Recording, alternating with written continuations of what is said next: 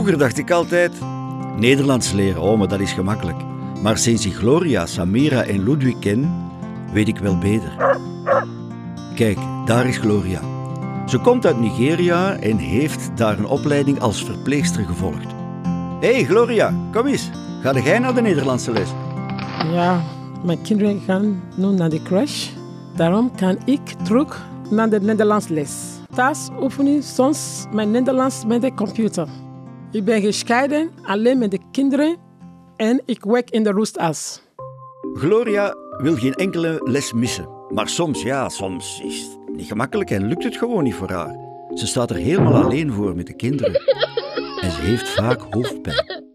Omdat ze haar familie heeft verloren tijdens de oorlog.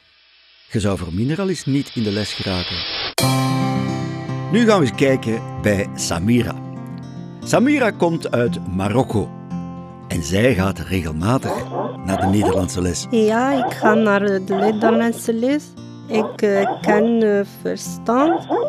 Praten is een beetje moeilijk. Ik heb geen kinderen. Ik werk zoeken. Samira spreekt Berbers.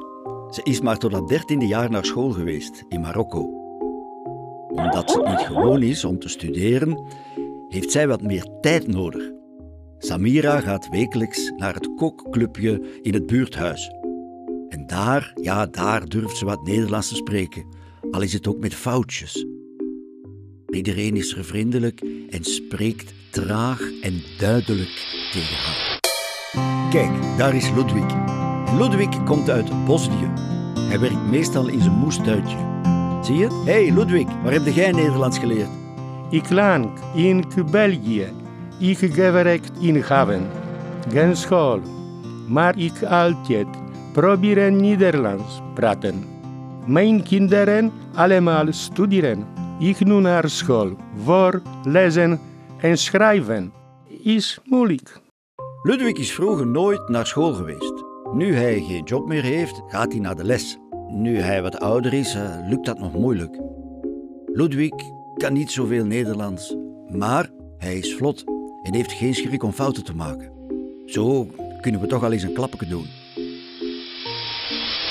Ik heb altijd gedacht dat Nederlands leren voor iedereen in dezelfde rechte lijn verloopt. En dat je aan het einde van de weg goed Nederlands kunt spreken. Maar nee, zo simpel is dat niet. Of je nu snel en goed een andere taal leert spreken, dat hangt af van heel veel dingen. Wat dat betreft heeft Gloria bepaalde voordelen. Waarom? Ze is jong, ze spreekt Engels en studeerde in Nigeria voor verpleegster. Door de kinderen en haar werk heeft ze veel contact met de Nederlandse taal. Spijtig dat ze door haar hoofdpijn niet altijd goed kan volgen in de les. Het is trouwens niet makkelijk om werk en les te combineren als je er helemaal alleen voor staat met 2 kinderen. Wat denken jullie daarvan? Ook Samira is jong. En we weten allemaal, hoe jonger je een taal leert, hoe beter.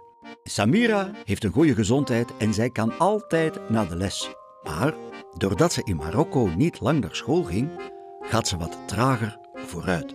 Wat voor Samira ook lastig is dat ze nogal verlegen is. Om een andere taal te leren, moet je fouten durven maken. Jammer. Doe het maar eens. Ludwig, die durft praten en is absoluut niet bang om fouten te maken. Zo pikt hij veel woorden op. Wat voor hem moeilijk is dat hij nooit naar school ging en niet kan lezen of schrijven. Omdat hij wat ouder is en veel zorgen heeft om de eindjes aan elkaar te knopen, vergeet hij veel van wat hij leerde in de les. Nederlands leren gaat niet voor iedereen even snel. En ook niet iedereen kan hetzelfde niveau halen. Ook al wilt je dat nog zo graag en doet je nog zo je uiterste best. Ik zal eens iets verklappen. Ik zelf heb geprobeerd om Bosnisch te leren. Maar helaas, ik heb het moeten opgeven.